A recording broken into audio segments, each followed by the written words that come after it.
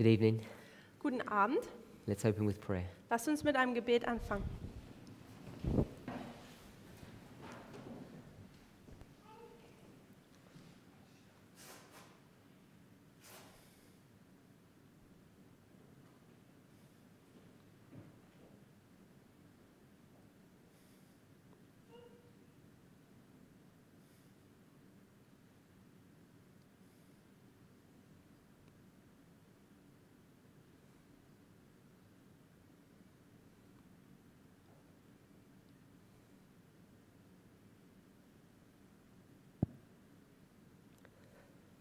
Amen. Amen.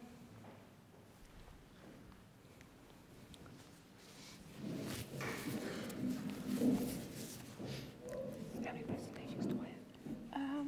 10.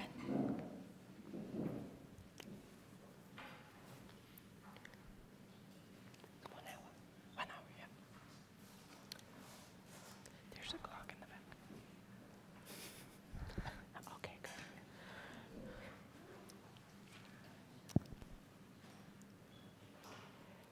It's been some time since I've been to Germany.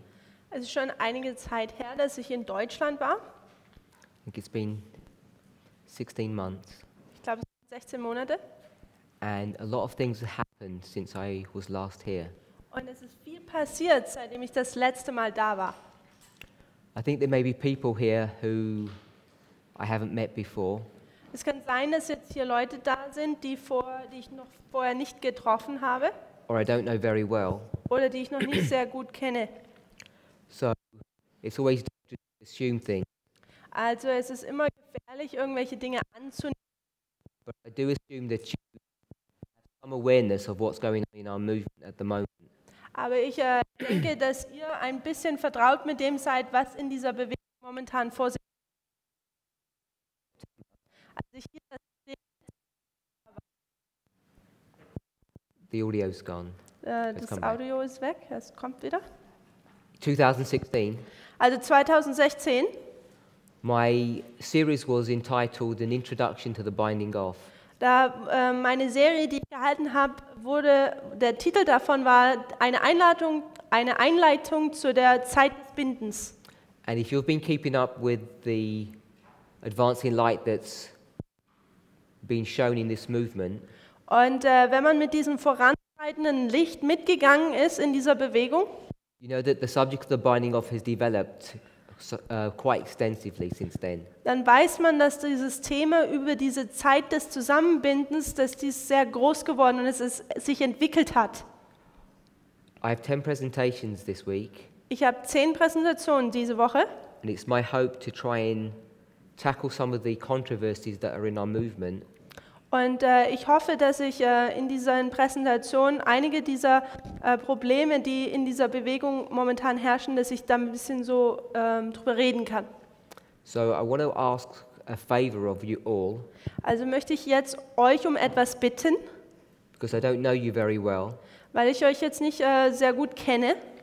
If there are any things that you're not familiar with Wenn es da jetzt Dinge gibt, mit denen ihr nicht sehr vertraut seid or that are not clear, oder die nicht deutlich sind, klar sind, please during our time here approach me, dann bitte in der Zeit, die wir hier zusammen verbringen, bitte kommt auf mich zu. because I don't want to leave at the end of this week Denn ich möchte nicht am Ende der Woche hier weggehen having caused you more consternation and more trouble than you began with. und euch mehr Problematiken oder Verunsicherheiten beigebracht zu haben, als dass sie eigentlich verschwunden sind. Today there are many voices in our movement Heute gibt es viele Stimmen in unserer Bewegung and we have many different shakings going on. und wir haben viele verschiedene Sichtungen, die vonstatten gehen. Truly the statement that everything that can be shaken will be shaken is being fulfilled today. Wahrheitsgemäß ist dieses Zitat, dass alles, was gesichtet werden kann, wird gesichtet, findet heutzutage statt. Now I know some of you were here in September when I came last year, 2016. Einige von euch waren da im September vom vorigen Jahr 2016 And at that camp meeting, und an diesem Camp-Meeting, one of the subjects that caused a lot of problems in our movement Eines dieser Themen, die eine sehr große Problematik in unserer Bewegung verursacht hat, was the parable of Matthew 13. war das Gleichnis von Matthäus 13. So I want to begin my presentations Also möchte ich meine Präsentation damit beginnen, by dealing with the subject of Matthew 13. um mit diesem Thema Matthäus 13 nochmal handzuhaben, nochmal We're drüber going zu to be reden. looking at verses 24 to 30, Und wir werden die Verse 24 bis 30 the betrachten. parable of the wheat and tares. Und das ist das Gleichnis des Weizen und des Unkrauts. As I say, if there are things that you don't understand, Und wie schon gesagt, wenn es da Dinge gibt, die ihr nicht verstanden habt, please approach me. dann bitte kommt auf mich zu. And I also want to offer an apology Und ich möchte auch mich entschuldigen, because of the issues that are in our movement. wegen diesen Problematiken, die in unserer Bewegung herrscht, I'm currently doing quite a lot of traveling, reise ich sehr viel.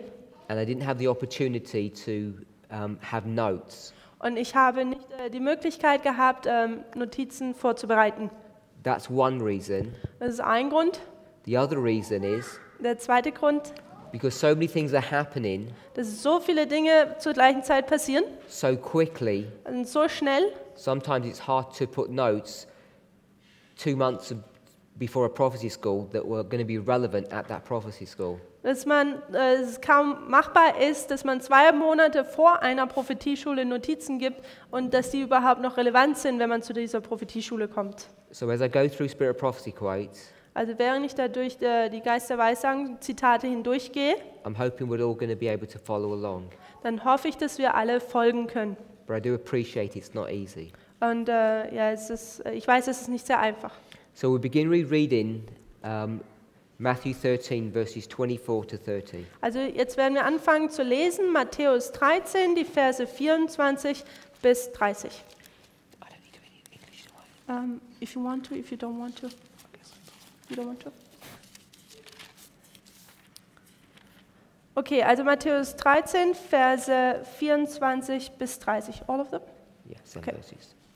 Ein anderes Gleichnis legte er ihnen vor und sprach: Das Reich der Himmel gleicht einem Menschen, der guten Samen auf seinen Acker säte. Während aber die Leute schliefen, kam sein Feind und säte Unkraut mitten unter den Weizen und ging davon. Als nun die Saat wuchs und Frucht ansetzte, da zeigte sich ab das Unkraut. Und die Knechte des Hausherrn traten herzu und sprachen zu ihm: Herr, hast du nicht guten Samen in deinen Acker gesät? Woher hat er denn das Unkraut? Er aber sprach zu ihnen: Das hat der Feind getan. Da sagten die Knechte zu ihm: Willst du nun, dass wir hingehen und es zusammenlesen? Er aber sprach: Nein, damit ihr nicht beim Zusammenlesen des Unkrautes gleich mit den Weizen ausreißt. Lasst beides miteinander wachsen bis zur Ernte. Und zur Zeit der Ernte will ich den Schnittern sagen: Lest zuerst das Unkraut zusammen und bindet es in Bündeln, dass man es verbrenne. Den Weizen aber sammelt in meine Scheune. So what we want to do Also was wir tun werden in this presentation in dieser Präsentation, is to go through these verses quite carefully. dass wir vorsichtig durch diese Verse hindurchgehen. And if we don't finish through the verses this presentation, we'll continue in our next presentation. Und wenn wir in dieser Präsentation es nicht abschließen, dann werden wir es weiter tun in unserer nächsten Präsentation. I often find it helpful to have a dialogue, Für mich ist es oft sehr hilfreich, so einen Dialog zu haben. but the dynamics that we have at this meeting may not afford us that opportunity. Aber die Dynamik, die in diesem Seminar herrscht, ermöglicht dies vielleicht nicht ganz so. So sometimes if I'm asking questions, I'll probably answer my own questions. Also es kann sein, dass wenn ich manchmal eine Frage stelle, dass ich sie dann auch selber beantworte. Now when I spoke about this parable 15, 16 months ago, Also als ich über dieses Gleiches 15 oder 16 Monate vorüber schon gesprochen hatte, I just did it as a passing comment. habe ich es eigentlich nur so als ein Kommentar im Vorbeigehen getan. But that passing comment Dieser vorübergehende Kommentar ended up causing a lot of problems for many people. endete darin, dass es bei sehr vielen Menschen Probleme ausgelöst hat. And what people ended up doing Und was Menschen dann getan haben, was they went back to the spirit of prophecy war, dass sie zurück zum Geist der Weissagung gegangen sind and they checked what Ellen White's comments were on this parable. Und sie haben geschaut, was Ellen White ihre Kommentare zu diesen Passagen in der Bibel ist. And based upon what they read that Ellen White was saying about this parable, Und basierend darauf, was sie gelesen haben, was Ellen White über diese Passage zitiert, people came to the conclusion that what I'm teaching is erroneous or error. kamen dann diese Menschen zu der Schlussfolgerung, dass das, was ich lehre, über dieses Gleichnis falsch ist.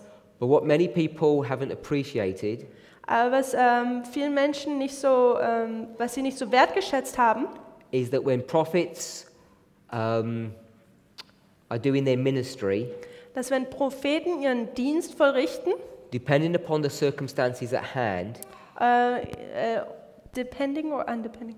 depending, Okay,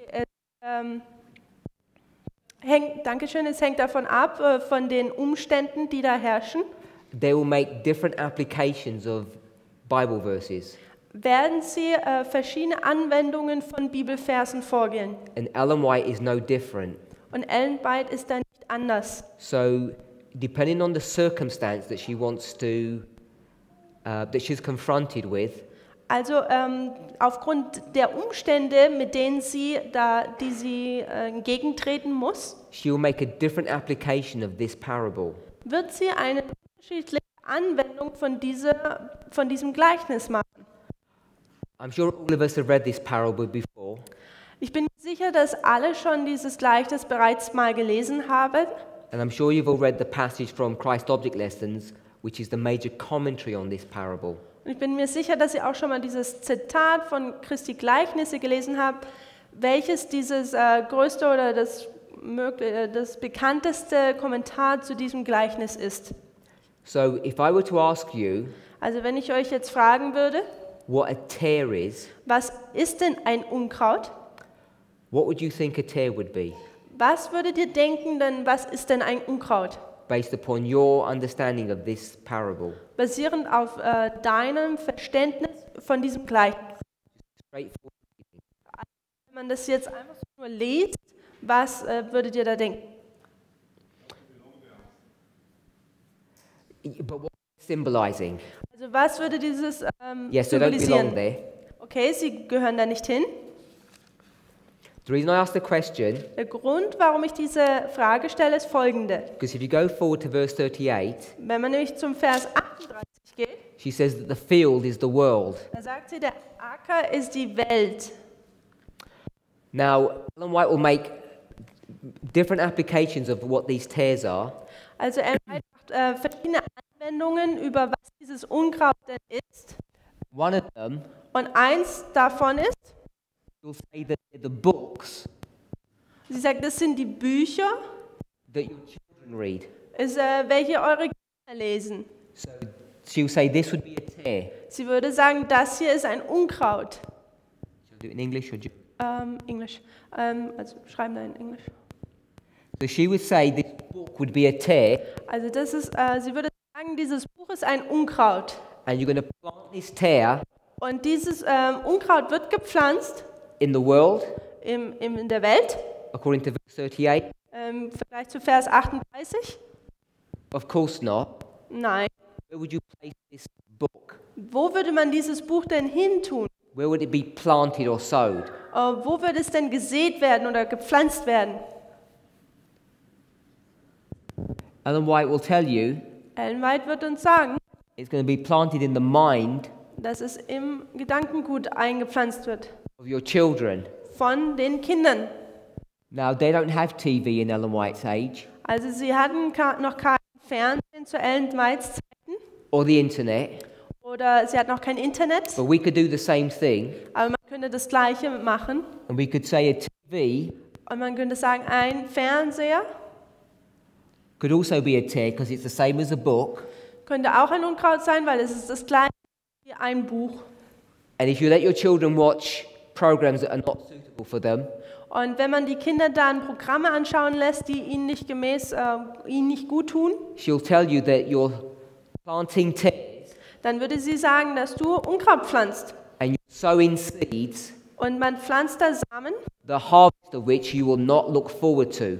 von welcher Ernte man nicht sich freut, diese zu voll einzubringen. Now my question to you, Also meine Frage ist nun zu euch, how does Ellen White make such an application of a tear wie kann Ellen White so eine Anwendung dieses Unkrauts machen, when it's absolutely clear wenn es absolut deutlich ist, that the tares dass das Unkraut are sowed in a field in ein Feld gesät werden and the field und das Feld is the world, ist die Welt not the mind of a child. und nicht das Gedankengut eines Kindes. So I hope you can see the discrepancy. Also ich hoffe, ihr könnt hier diese Einzelheiten verstehen, diese Unterschiede. Now this serves Also das dient, to illustrate to you um euch darzustellen, that a prophet dass ein Prophet has a legitimate right hat ein legitimes Recht, to take inspiration um die Inspiration zu nehmen and apply it to a particular context, a particular situation, und es auf eine bestimmte Situation anzuwenden, as the Lord has directed them. so wie der Herr sie dann auch leitet. So the application that Ellen White makes, that it's a book that goes into a child's brain, Also diese Anwendung, die Ellen White macht, nämlich dass dies ein Buch ist, das in das Gehirn geht, is as correct ist genauso richtig, as the application that Jesus makes, genau wie Jesus diese Anwendung tut. and it's as correct Und es ist genauso richtig, the various other explanations that Ellen White gives about what this parable means. die verschiedenen anderen Anwendungen, die Ellen White mit diesem Gleichnis vornimmt. So what I'm saying is this: Also was ich sage, ist Folgendes. these parables Diese Gleichnisse can teach many different lessons können viele verschiedene Lektionen beibringen on different levels und auf unterschiedlichen Ebenen for different people, for different dispensations. für verschiedene Menschen, Völker oder auch verschiedene Zeitalter. So when we in this movement make a specific application of this parable, Also wenn wir in dieser Bewegung jetzt eine bestimmte Anwendung mit diesem Gleichnis vornehmen, that may not fit exactly with your understanding of what the spirit of prophecy is saying about this parable, dann mag das vielleicht nicht ganz damit übereinstimmen, was du denkst, was der Geist der Weissagung über dieses Gleichnis sagt. it's not to suggest that our application is incorrect. Es nicht aus, dass unsere Anwendung des Gleichnisses inkorrekt ist, also falsch ist. It's just showing us that there is a different application. Es zeigt einfach nur auf, dass es da eine unterschiedliche Anwendung, eine weitere Anwendung gibt.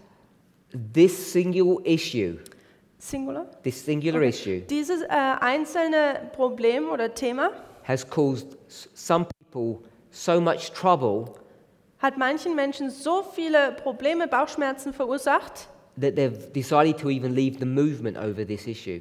dass sie sich dazu beschlossen haben, sogar die Bewegung zu verlassen, nur anhand dieses Themas. Because they're not willing to see Denn sie sind nicht willig zu sehen, that a parable can be used in different applications. dass ein Gleichnis in verschiedenen Situationen oder verschiedene Anwendungen für ein Gleichnis gibt. So as we go through this parable, Also während wir jetzt durch dieses Gleichnis hindurchgehen, I want you to keep this in the back of your mind, dann möchte ich, dass ihr das im Hinterkopf behaltet, so that if you feel that you're challenged, dass wenn ihr merkt, dass ihr so herausgefordert werdet, that you're willing to follow along with what the Bible is teaching, dass ihr willig seid, mit dem Schritt zu halten, was die Bibel lehrt in line with what we teach in this message, und auch was in gleicher Linie ist, was wir in dieser Bewegung lehren, as we make a specific application. während wir eine weitere oder eine spezielle Anwendung vornehmen. Hopefully that's clear to everyone. Ich hoffe, das ist so deutlich und klar für jeden.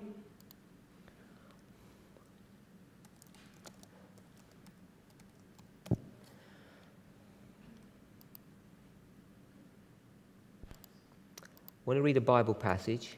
Wir möchten einen Bibelvers lesen.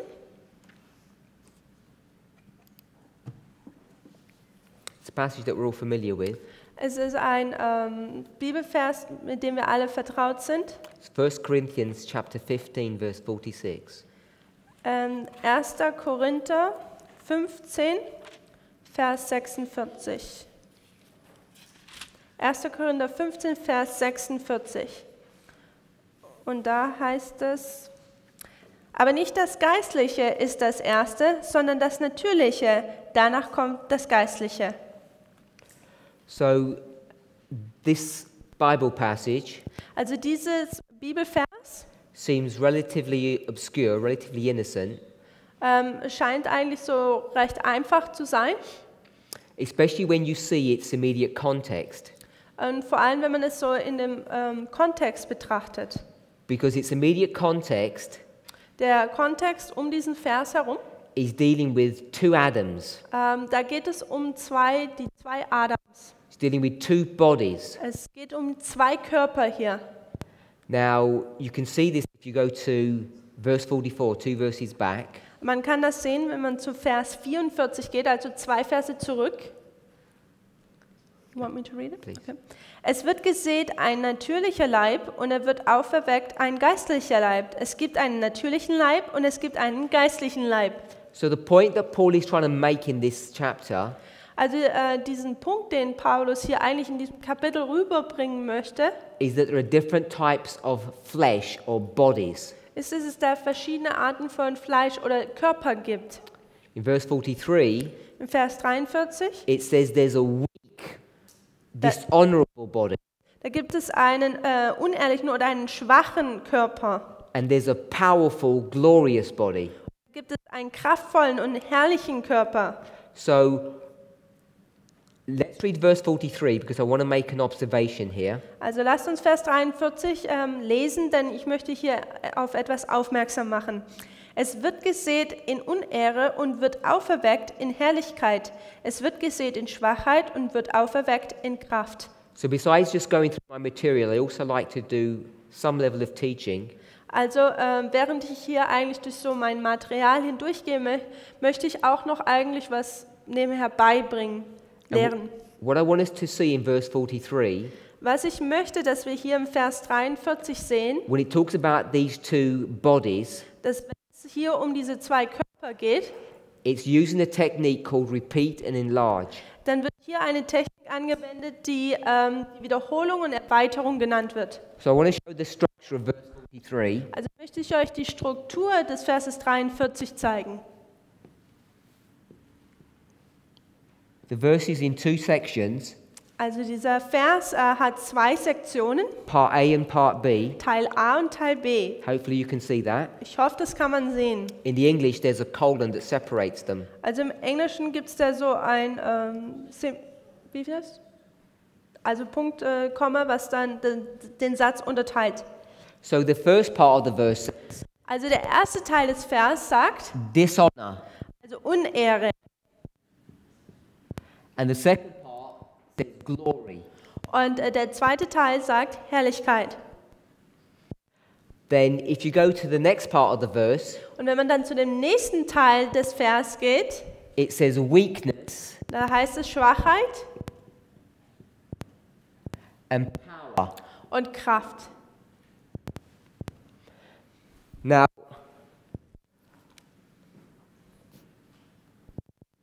I recently said Also vor kurzem habe ich gesagt, that I don't understand William Miller's rules very well, dass ich William Millers Regeln nicht sehr genau verstehe. and many people got frustrated at that comment. Und viele Menschen sind darüber frustriert geworden, dass ich das gesagt habe.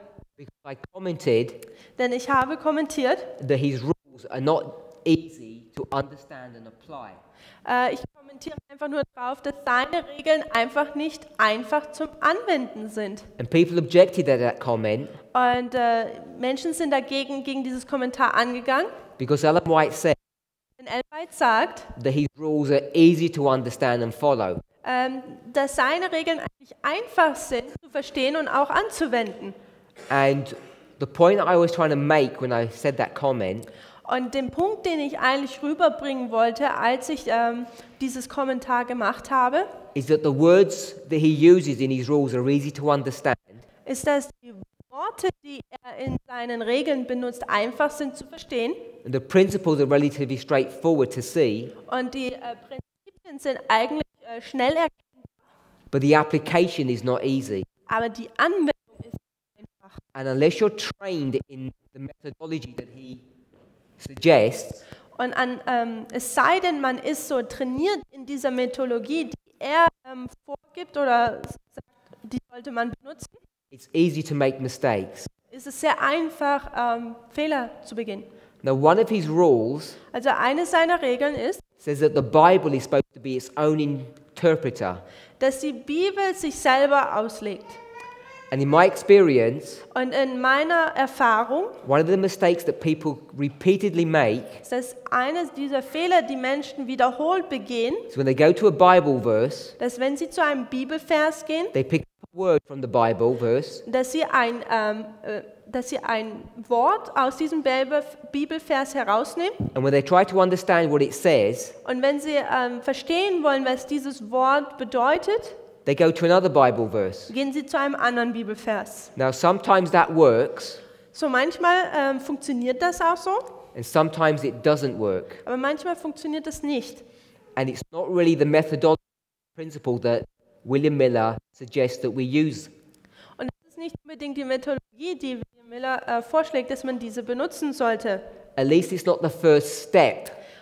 Es sei denn, es ist nicht sozusagen der erste Schritt, das zu tun. So one of the things I want to encourage us to do Also eins der Dinge, die ich möchte oder ermutigen möchte, dass wir dies tun, when we allow the Bible to interpret itself, ist, dass wenn wir die Bibel erlauben, sich selber auszulegen, I want us to try and focus in the verse. dann möchte ich, dass wir anfangen, uns auf diesen Vers und nur diesen Vers zu konzentrieren. And the first thing you should always look for in a verse, And the what? the first thing you should look for in a verse, Und das Erste, was man immer in einem Vers danach suchen sollte, is there a repeat and enlarge in the verse?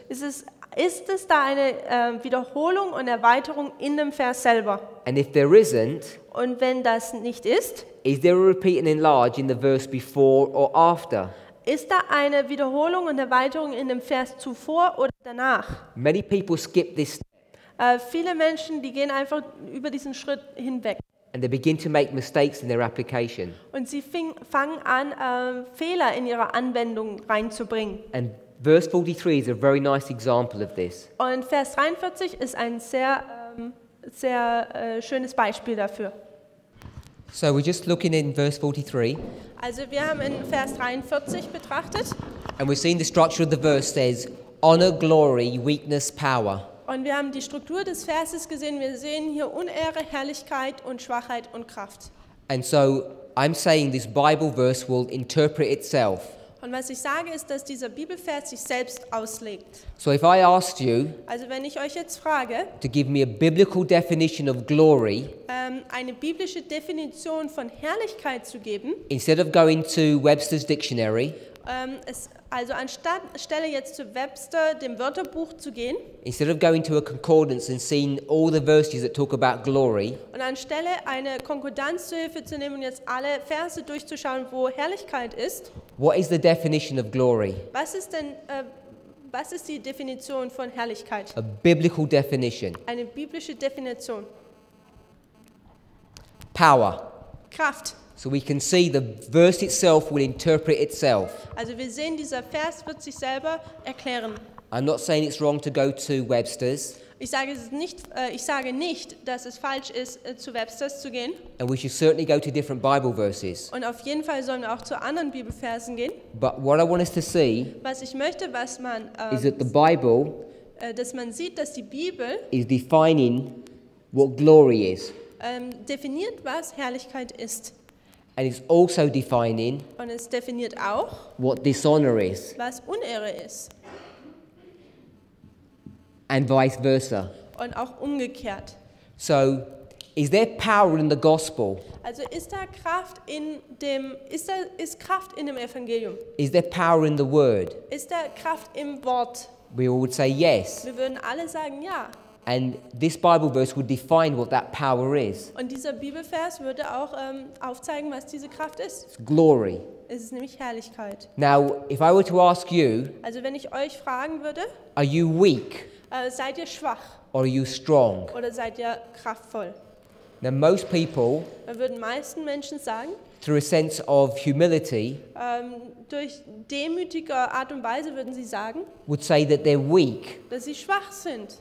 But if you're weak, Aber wenn ihr schwach seid, what are you saying about yourself? dann was sagst du denn über dich selber?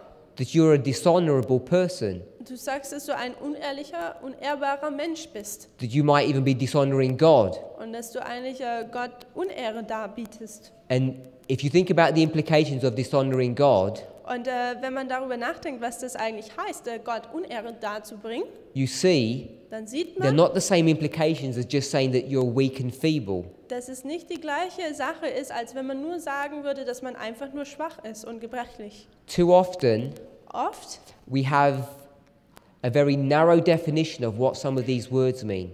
Zu oft haben wir einfach nur eine schmale Wissen von dem, was diese Worte eigentlich sagen oder was sie bedeuten. Now, I'm not saying you wouldn't go to, in this case, Strong's Concordance and see what the word weakness meant in the Greek. Also ich glaube jetzt nicht, dass wir hier hingehen müssen und uns das Griechische uns anschauen müssen und gucken, was Herrlichkeit oder Schwachheit bedeutet. All of those tools have their place. All diese Werkzeuge haben ihren Nutzen und ihren Platz. But if we allow the Bible to interpret itself, Aber wenn wir erlauben, dass die Bibel sich selbst auslegen kann, we'll see dann werden wir sehen, that it's teaching us dass es uns lehrt, the power of these words in a different way. und zwar, dass diese Worte Kraft bekommen in einer ganz anderen Art und Weise. Okay, so that was my slight detour, Also das war jetzt so mein kleiner Umweg hier, because I want us to see denn ich möchte, dass wir sehen, how we should look at Bible verses. wie wir Bibelverse betrachten sollen. We're in verse 46. Und wir sind im Vers 46. It says, first the natural, then the spiritual. Da heißt es erst das Natürliche und dann das Geistliche. And you, I'm sure, are aware Und ich bin sicher, dass ihr euch alle damit vertraut seid, how we apply this verse in our movement. wie wir diesen Vers in unserer Bewegung anwenden. We change the word natural Wir nehmen dieses Wort Natürliche und verändern es to what? zu was? To literal. Zum Buchstäblichen. And we change the word spiritual to what? Und wir nehmen dieses Wort geistlich und verändern es zu was? Symbolic. Symbolik. So it says first the natural, then the spiritual, first the literal, then the symbolic. Also es heißt erst das Natürliche, dann das Geistliche und wir sagen, es ist erst das Buchstäbliche und dann die Symbolik. Now we've been doing that for many years, Und wir haben dies bereits schon seit vielen Jahren getan. and you'll see many speakers quote this Bible verse Und ihr seht viele Sprecher diesen Bibelvers zitieren as evidence als Beweis dafür, that we're supposed to understand truths at the end of the world symbolically, not literally. dass wir Wahrheiten hier am Ende der Welt nicht buchstäblich, sondern symbolisch verstehen sollen. But if you look at the context, Aber wenn man jetzt diesen Kontext anschaut, what is this context? was ist denn dieser Kontext? It's, in its literal application, it's talking about the second advent. In seiner buchstäblichen Art und Weise handelt es hier um das zweite Kommen Jesu. Because if you went back to verse 42, Denn wenn man zum Vers 42 geht, it's speaking about the resurrection of the dead. da geht es um die Auferstehung der Toten. Those people who have died in the faith and who are going to be resurrected in newness of life. Diejenigen, die im Glauben gestorben sind und in dem erneuerten Leben wieder auferstehen werden. And we won't have a dishonorable, weak body, Und wir werden keinen unehrbaren, schwachen Körper haben, a natural body, keinen natürlichen Körper, but we'll have a glorious, powerful, spiritual body. aber wir werden einen herrlichen, kraftvollen Körper haben. So this concept, this idea Also dieses Konzept, diese Idee, that we take Bible verses dass wir Bibelverse nehmen and apply them in specific ways und sie auf gewisse Art und Weise anwenden, is something that's not new to us. ist etwas, was nicht neu ist. But when it comes to the subject of the wheat and tares, Aber wenn es jetzt zu diesem Thema von Weizen und Unkraut kommt, people have attacked this concept, this idea, Da haben die Leute dieses Konzept einfach angegriffen. This teaching that I want to share with you, Diese Lehre, die ich möchte, dass ich die mit euch teile.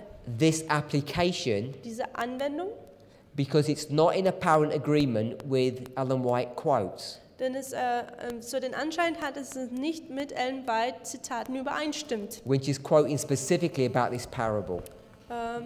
welche speziell über dieses Gleichnis gehen und es zitieren.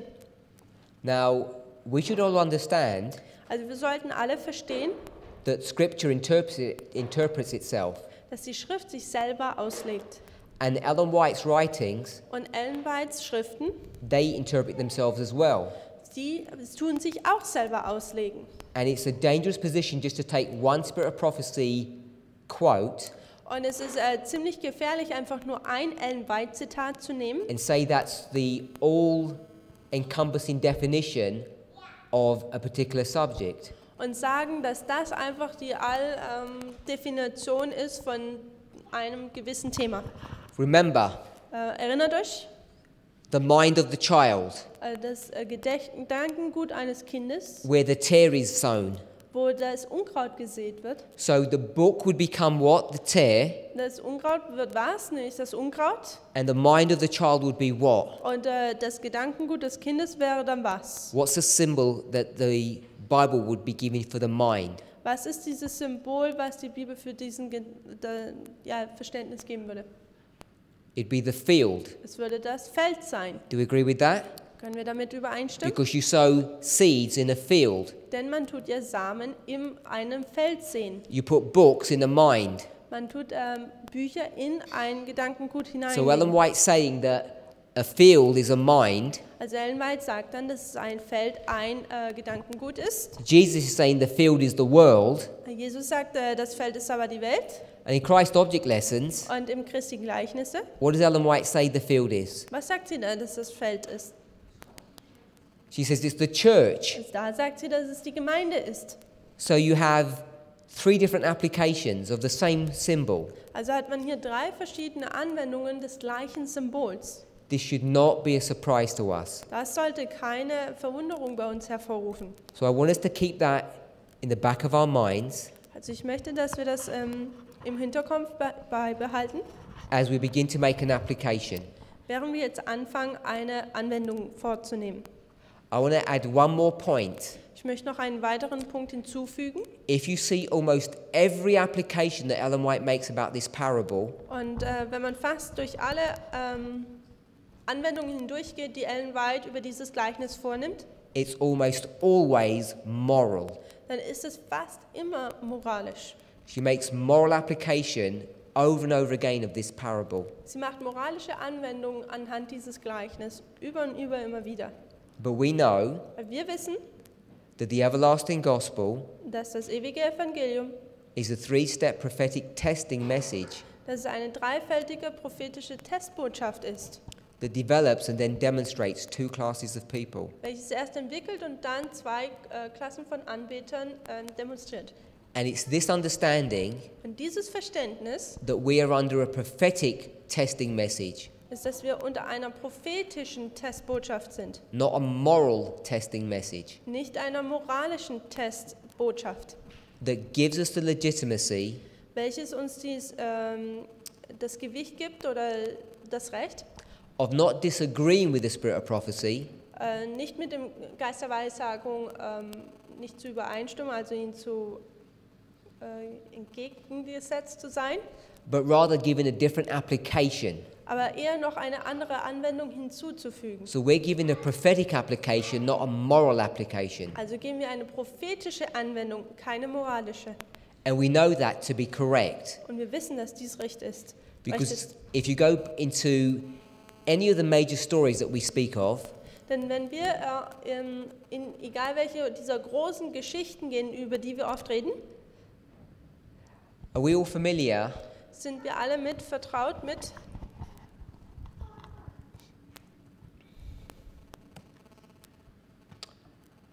I want to go to Exodus chapter 40. Also das ist Exodus, also 2. Mose, Kapitel 40. Exodus chapter 40, verse 2.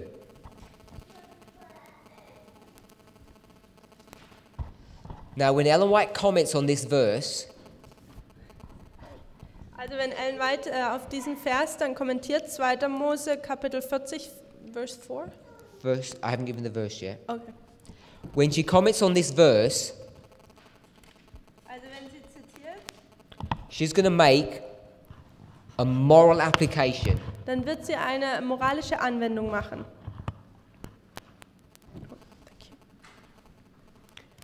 Which is all fine and well. Welches absolut rechtmäßig ist. But let me ask you what application you make of this verse. Aber lasst mich nun fragen, welche Anwendung ihr macht mit diesem Vers. Verse 2. Vers 2. 40 Vers 2? Okay. Am ersten Tag des ersten Monats sollst du die Wohnung, die Stiftshütte, aufrichten. So it talks about the first day of the first month, the tabernacle is going to be set up. Also es heißt hier, am ersten Tag des ersten Monats wird die Stiftshütte errichtet. What does that mean to you? Was bedeutet das für dich? Is everybody familiar with this verse?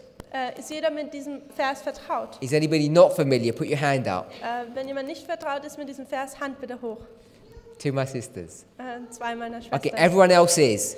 Jeder ist. So you've got to give me an answer. What is this verse teaching you? Also ihr müsst mir eine Antwort geben. Was lehrt dieser Vers?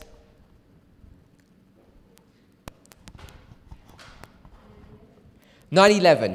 Der 11. September. Okay, so my sister just said 9/11. Und meine Schwester hat jetzt einfach so 11. September gesagt. Besides my two sisters, does everybody understand what she's talking about? Wisst ihr, es sei denn die 2 Schwestern, wisst ihr über was es hier geht? Yes? Ja? Okay, so we all understand why we say 9/11. Also wir verstehen, warum wir sagen, dass es der 11. September ist. Ellen White will say, Ellen White wird sagen, on her commentary on this passage, wenn sie hier kommentiert, diesen Vers kommentiert, they've been in the wilderness for nearly 2 years and they're going to set up the tabernacle and she'll give a historical story.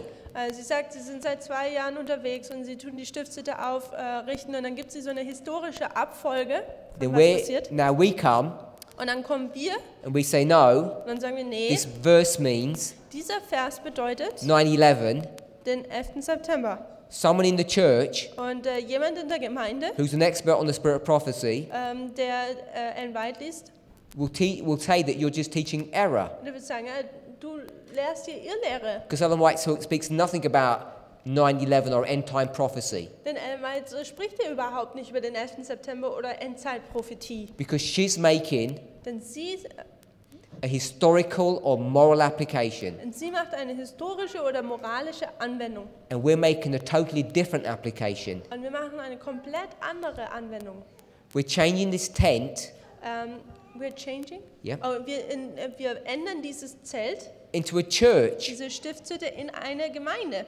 and not just any church, Und nicht nur irgendeine Gemeinde, a specific church. sondern eine spezielle Gemeinde. And people would object to that. Und die Leute stimmen damit nicht überein.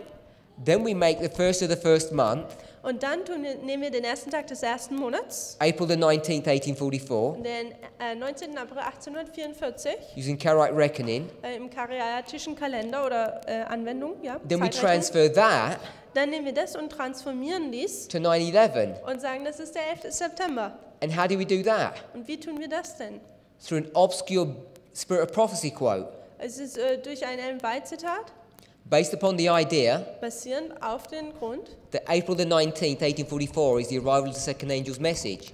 Dass der 19. April 1844 die Ankunft des zweiten Engels ist, Which Ellen White doesn't specifically say anyway. welches Ellen White, wie auch immer, was Ellen White nicht ganz deutlich rüberbringt. The point I want to make Den Punkt, den ich möchte, is that when we take Bible passages or even spirit of prophecy quotes, den Punkt, den ich machen möchte, ist, dass wenn wir Bibelpassagen nehmen oder Zitate, we have been raised up as a movement. sind wir damit aufgewachsen als Bewegung. We have been commissioned Diese Bewegung ist erhoben worden und der Auftrag von uns bedeutet, to make prophetic application of inspiration prophetische Anwendung der Inspiration vorzunehmen and not a moral application. und keine moralische Anwendungen. It's not that we're immoral people. Es bedeutet nicht, dass wir unmoralisch sind. It's not that we don't believe in morality. Es ist nicht, dass wir nicht in die Moral glauben.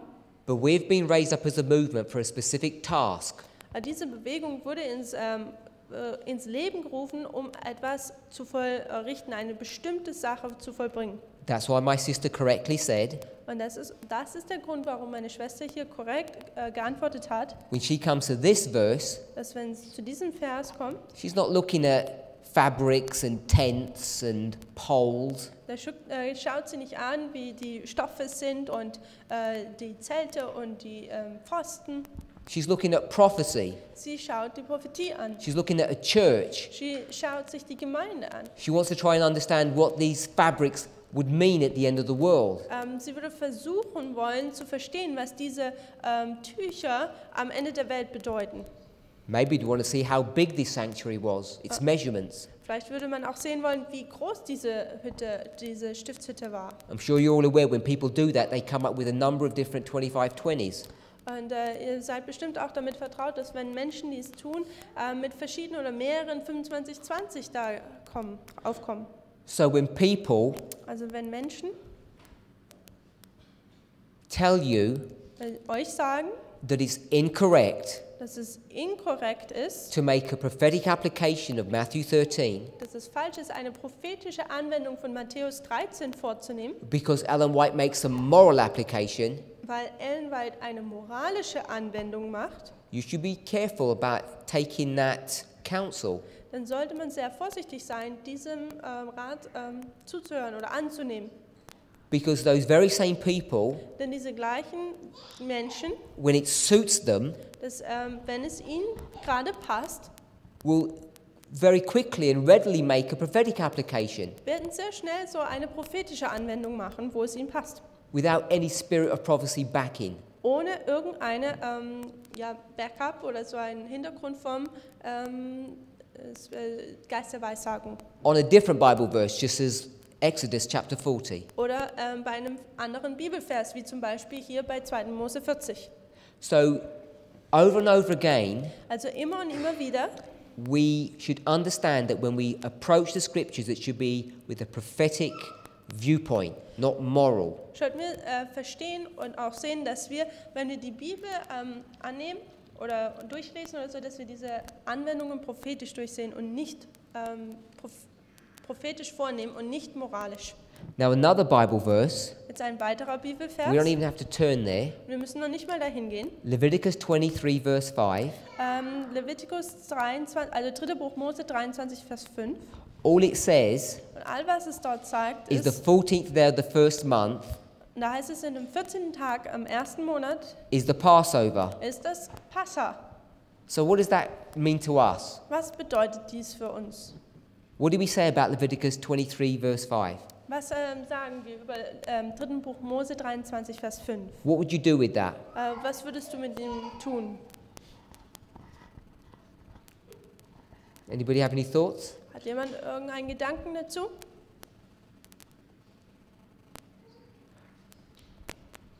Based upon what we've just spoken about this evening, we should all have some idea. Basierend auf dem, was wir heute Abend hier besprochen haben, sollte jeder von uns irgendwie was dazu sagen können. 1 Corinthians 15. 1. Korinther 15. We need to understand it symbolically. Wir müssen es symbolisch verstehen. We read the literal, Wir lesen das Buchstäbliche then we make a symbolic application. und dann machen wir eine symbolische Anwendung. So what would be a symbolic application to this verse? Also was wäre eine symbolische Anwendung von diesem Vers, Where we would talk about the Passover. wo wir über dieses Passa reden? Any thoughts? Gedanken dazu? We could go to 9/11. Wir könnten zum 11. September gehen. So this could be an application at 9/11. Also es könnte eine Anwendung von dem 11. September sein. If you're familiar with the advanced material that we're teaching currently, Und wenn man mit dem vertraut ist, mit dem weiter fortschreitenden Licht in dieser Bewegung, this could be midnight. dann könnte dies auch Mitternacht sein. This could be Sunday law. Es könnte auch das Sonntagsgesetz sein. Depending on where you make the application, Also es kommt darauf an, wo man die Anwendung vornimmt. understood symbolically, it could be different waymarks. Dadurch, dass man symbolisch es versteht, könnte es an verschiedenen Wegmarken markiert werden. hopefully we all agree Ich hoffe, dass wir alle damit übereinstimmen, that this is what we've been teaching for a long time in how to approach inspiration. dass dies etwas ist, was wir schon seit langer Zeit lehren, dass man so die Inspiration, also so an sie herangeht. So when we come to Matthew 13, Also wenn wir dann Matthäus 13 anschauen, we should follow the same principle. sollten wir das gleiche Prinzip folgen. Now, before we go into Matthew 13 in some detail, Also bevor wir nun in Matthäus 13 im Detail eintauchen, I want to go to verse 30, Matthew 13, verse 30. also gehen wir zu Matthäus 13, die Vers 30.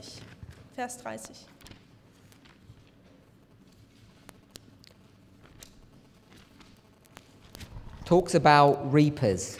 Und dort handelt es von den Schnittern oder die Leuten, die ernten.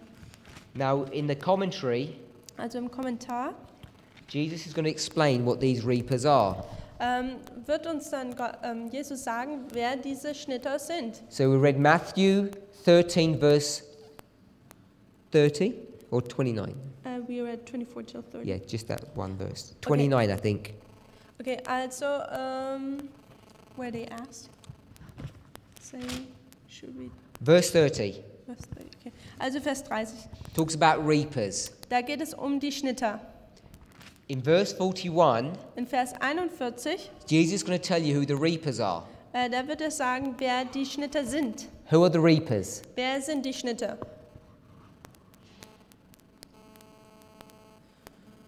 Read the verse. Der Sohn des Menschen wird seine Engel aussenden und sie werden alle Ärgernisse und die Gesetzlosigkeit verüben aus seinem Reich sammeln. Who are the reapers? Also wer sind die Schnitter?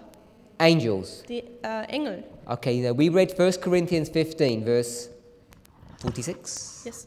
Wir haben 1. Korinther 15, Vers 46 gelesen. When it says angels, Und es sagt Engel. what kind of angels are these? Welche Art von Engel ist das? Literal or symbolic? Also buchstäblich oder geistlich? They have to be symbolic. Sie müssen symbolisch sein.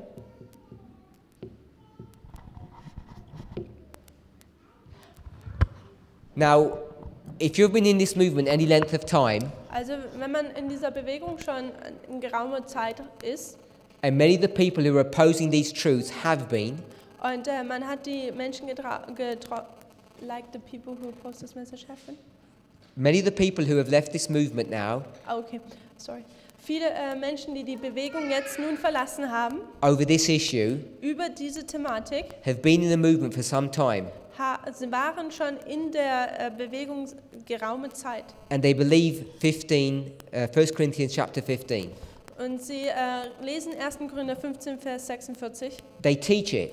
Sie lehren es. But when it comes to Matthew 13, verse 30, Aber wenn es zu 1. Korinther 15, Vers 30 kommt and then verse 41, und Vers 41, because they want to make their point, weil sie ihren Punkt rüberbringen möchten, which is to destroy a prophetic application, welche der ist, eine prophetische Anwendung zu zerstören, they will tell you dann werden sie sagen, that these angels cannot be symbolic. dass diese Engel nicht symbolisch sein können. Because they'll say an angel is an angel, Sie sagen, ein Engel ist ein Engel and they have to be understood literally. und es muss buchstäblich verstanden werden.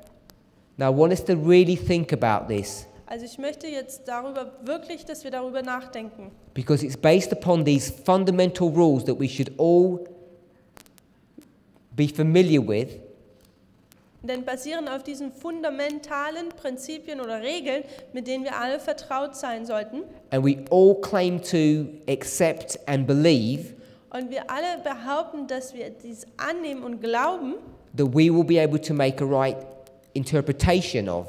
und dass wir auch eine richtige Interpretation So- haben können.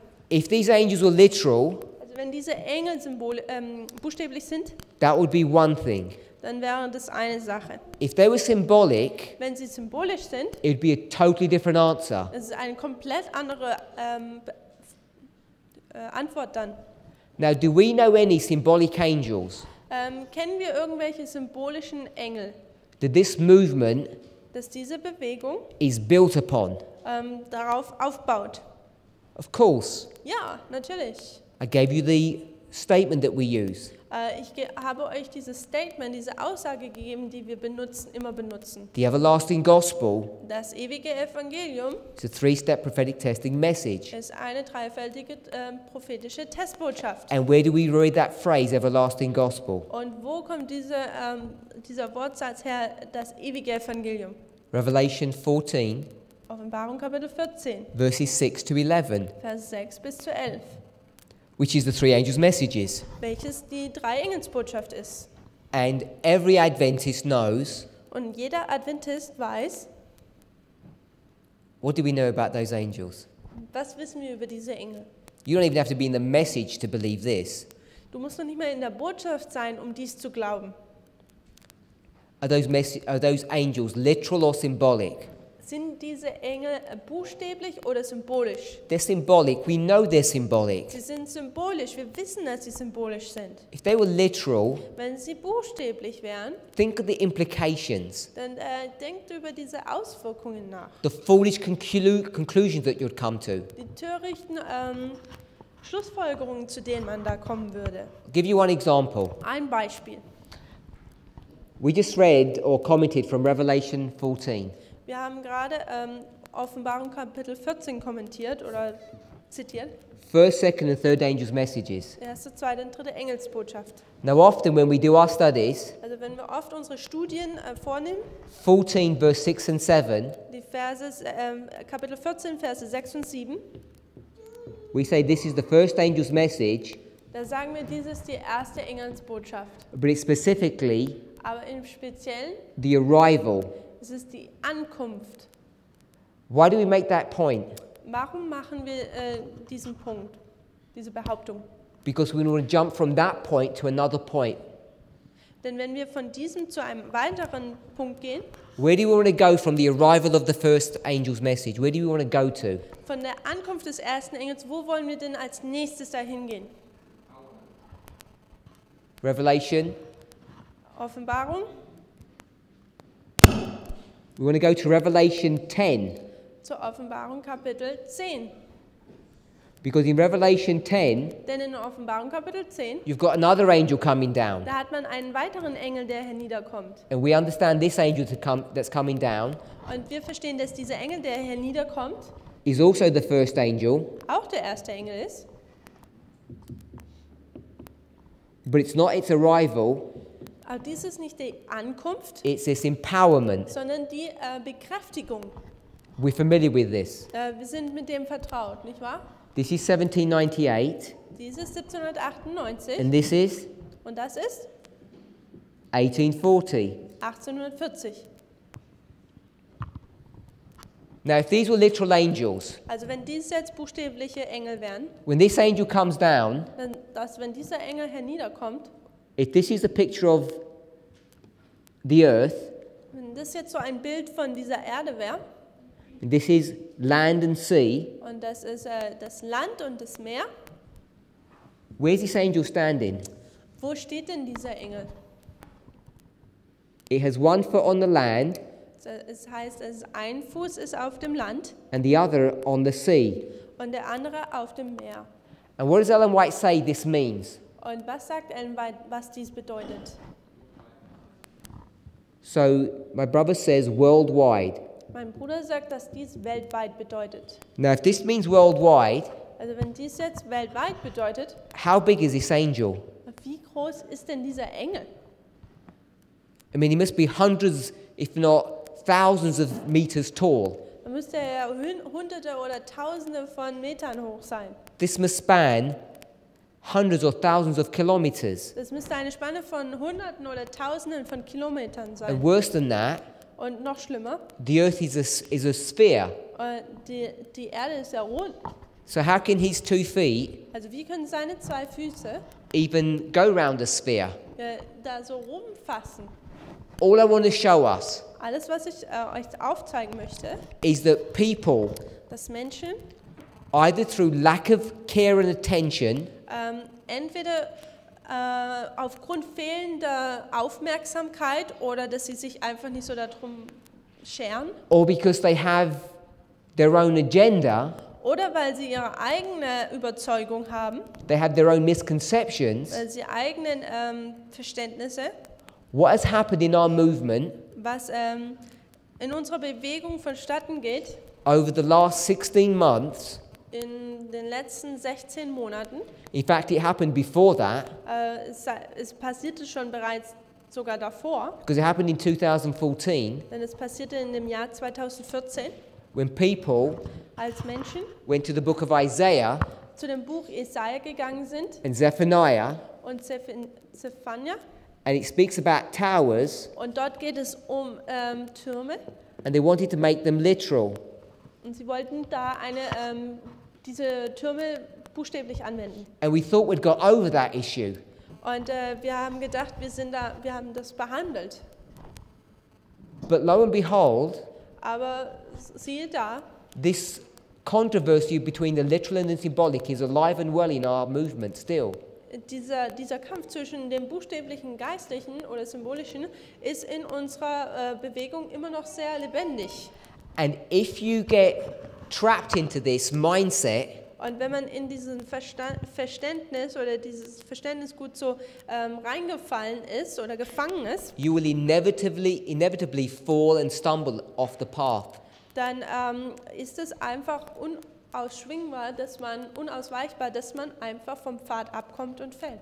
Now I understand Ich verstehe, that the relationship between things that are symbolic having some literal application also ich verstehe, dass Dinge, die symbolisch sind, auch irgendwie da auch eine wörtliche, buchstäbliche Anwendung oder Auswirkung haben. can sometimes be confusing, Und es kann oft oder manchmal verwirrend sein, but I want to make this statement. aber ich möchte Folgendes sagen.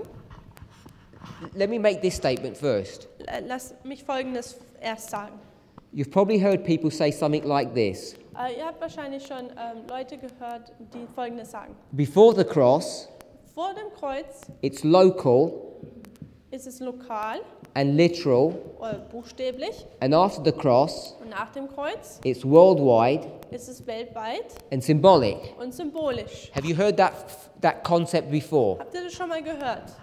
We know Wir wissen, that there are some caveats about this. There are some unique situations where it doesn't quite apply. also wir wissen, dass es da so Ausnahmen oder spezielle Situationen gibt, wo so Dinge nicht ganz so anwendbar sind. But the principle is true and correct. Aber das Prinzip ist gut und es ist richtig. So I want to say Was ich sagen möchte, everything dass alles needs to be understood symbolically. symbolisch verstanden werden muss.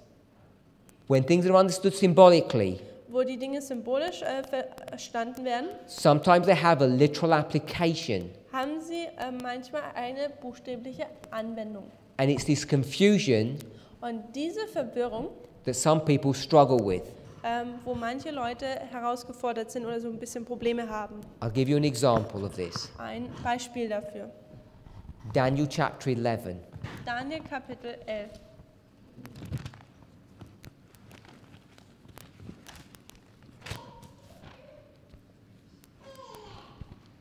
Verse 2. Daniel Kapitel 11, Vers 2. Und nun will ich dir Wahrheit verkünden. Siehe, es werden noch 3 Könige in Persien aufstehen, und der 4. wird größer Reichtum erwerben als alle anderen. Und wenn er sich sein Reichtum stark führt, wird er alles gegen das griechische Reich aufbieten. Now, this 4th king that's going to rise up, Nun, dieser 4. König, der aufkommen wird, who is that 4th king? wer ist dieser 4. König? First, the natural. Erst das Natürliche. Alexander? It's not Alexander. Es ist nicht Alexander. Alexander is in the next verse. Alexander ist im nächsten Vers. This 4th king Dieser 4. König is the king that's brought to view in the book of Esther, ist dieser König, um den es im Buch Esther geht. Ahasuerus. Ahasuerus. Or his secular title is Xerxes. Oder sein weltlicher Titel ist Xerxes. So he's the natural, Also er ist das Natürliche. and when we make a symbolic application, Und nun, wenn wir eine symbolische Anwendung machen, who does he become? wer würde er dann werden? President Donald Trump. dann wäre er Präsident Donald Trump. And then we say, Und dann würden wir sagen, by the way, und, ja, do you know he's the richest president there's ever been? wisst ihr, wer der reichste Präsident je war? And people would say, you mean literally? Und dann würden Menschen sagen, meinst du buchstäblich? And we say, yeah, check the Okay. statistics. Ja, guckt euch die Statistiken an. So we have a symbol Also wir haben ein Symbol, that has literal application attached to it. das buchstäbliche Charaktereigenschaften mit sich trägt No, I'm oder not Auswirkungen hat. I'm not arguing that you can't make a symbolic application of those riches either. Ich argumentiere gar nicht darüber, dass man auch eine symbolische Anwendung über diese Reichtümer machen kann. I only point that as an example Ich sage das nur als Beispiel, because people will point to passages like this denn Menschen zeigen auf Passagen like das, diese, to try and undermine our prophetic symbolic message. um unsere prophetische Botschaft herunterzuspielen oder herunterzumachen. And we should be careful Und wir sollten vorsichtig sein, how we listen to people's interpretations. wie wir oder wie viel wir menschlichen Interpretationen zuhören oder Glauben schenken. So as we go through my studies, Und während wir durch meine Studien particularly durchgehen, these ones about Matthew 13, im Speziellen über Matthäus 13, because they're so sensitive, weil sie so sensibel sind. you may have lost friends over this issue. Du hast vielleicht sogar Freunde über diese Thematik oder dieses Problem verloren. You may be struggling yourself. Du magst vielleicht selber so ein bisschen Problematik So I haben. want to begin by saying this. Dann möchte ich damit beginnen, Folgendes zu sagen. I'm going to be making a prophetic application, Ich werde eine prophetische Anwendung machen, not the moral one that Ellen White makes. nicht die moralische, die Ellen White vornimmt. I'm going to be making a symbolic application. Und wir werden eine symbolische Anwendung machen. And angels won't be literal. Und die Engel werden nicht buchstäblich sein. Yes. So what I'd like you to do Also was ich möchte, dass ihr tut, is the rest of this evening, maybe in your devotion tomorrow, den Rest des Abends oder vielleicht in eurer Andacht morgen früh, please spend some time going through these verses bitte vernimmt euch ein wenig Zeit und geht durch diese Verse hindurch. and for certain, Und sicher, see what Ellen White says on these verses. dann seht, was ein Weit über diese Verse schreibt. And I believe I'm speaking first tomorrow. Und ich glaube, morgen werde ich als erstes sprechen. So after breakfast, Also nach dem Frühstück, we'll have 2 hours werden wir 2 Two Stunden haben, presentations. 2 Präsentationen. and we want to go through Matthew 13 as carefully as we can. Und wir möchten da durch Matthäus 13 hindurchgehen, so vorsichtig wie wir können. So I want to summarize. Also jetzt möchte ich zusammenfassen. When we read our Bibles, Wenn wir unsere Bibeln lesen, look for this rule, dann schaut nach dieser Regel hier. repeat and enlargement. Die Wiederholung und der Erweiterung. Look in the verse itself. Schaut in dem Vers selber nach. Look at the verse that precedes and follows. Schaut in dem Vers vorher und hinterher. Try and see what every word means and what bearing it has in the verse. Versucht zu sehen, was das Wort, jedes einzelne Wort, das Gewicht des jeden einzelnen Wortes zu sehen. Gave an example. Ich habe ein Beispiel gegeben. 1 Corinthians 15 verse 43. 1. Korinther 15, Vers 43. If you've heard the phrase Wenn man diesen Satz gehört hat, justification, sanctification, glorification, Rechtfertigung, Heiligung und Verherrlichung, which is the 3 angels' messages, 3 steps, welche die 3 Engelsbotschaft ist, sind die 3 Schritte. what does glorification mean? Was ist die Verherrlichung? Glorification means Verherrlichung bedeutet power. Kraft. Now, unless you saw that in this verse like this, Also es sei denn, man hat das in dem Vers so gesehen. I'm pretty sure most of you would have given a different answer about glory. Ich glaube, die meisten von euch hätten eine unterschiedliche Antwort über die Herrlichkeit gegeben. It's a very powerful technique, Es ist eine sehr kraftvolle Technik, and die it can man open up the anwendet. scriptures in new and profound ways. Und es kann die Schriften in einer Art und Weise eröffnen, die so neu ist und so kraftvoll. This is not undoing any of the other prophetic rules. Und das tut nicht eine der anderen prophetischen Regeln beiseite setzen. Then we went, verse 46, Dann sind wir zum Vers 46 gegangen. and we want to understand this concept about the natural and the spiritual, the literal and the symbolic. Und dort ist dieses Konzept über dieses Natürliche und dann das Geistliche oder dieses Buchstäbliche und dann dieses Symbolische. And I gave different examples of that. Und ich habe verschiedene Beispiele dafür We gegeben. went to Exodus, Leviticus. Und wir sind zum zweiten Buch Mose und auch zum dritten Buch We Mose went gegangen. to Revelation 14, Revelation 10. Und wir sind auch zur Offenbarung Kapitel 14 und auch 10 gegangen. And then we discussed Und dann haben wir darüber geredet, that a particular Bible verse, a chapter or a story, dass ein Bibelvers oder eine Geschichte oder ein Kapitel can have many different applications. es viele verschiedene Anwendungen haben kann. It can teach us different things. Es kann verschiedene Dinge lehren. And the prophet of God Und der Prophet Gottes has the right, has the legitimacy und hat dieses Recht oder ja, to make an application that God leads them and directs them to make. eine Anwendung zu vollziehen, die Gott möchte oder ja dahin führt, dass man diese Anwendungen vornimmt. So a field Also ein Feld can be a mind, kann ein Gedankengut sein, can be the whole world, kann die ganze Welt sein, and can be the church, kann aber auch die Gemeinde sein, depending on the application. basierend auf der Anwendung.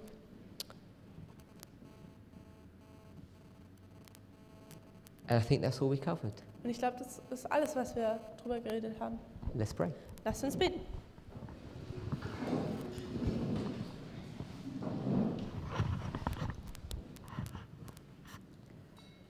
Heavenly Father, Himmlischer Vater, we thank you for your goodness and mercy, wir möchten dir danken für deine Gutmütigkeit und deine Gnade, for your tender watch care over us. über deine vorsichtige, dass du auf uns aufpasst. Please be with us and guide us. Herr, sei mit uns und bitte leite uns. Be with those brothers and sisters who are new. Sei bitte mit diesen Geschwistern, die neu sind. Help them to begin to understand these truths.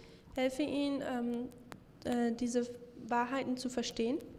And may each of us this week Und möge jeder von uns diese Woche be honest and truthful, treu sein oder ehrlich sein. not to each other, Nicht aneinander, but but to themselves sondern jedem selber gegenüber and to you. und gegenüber dir.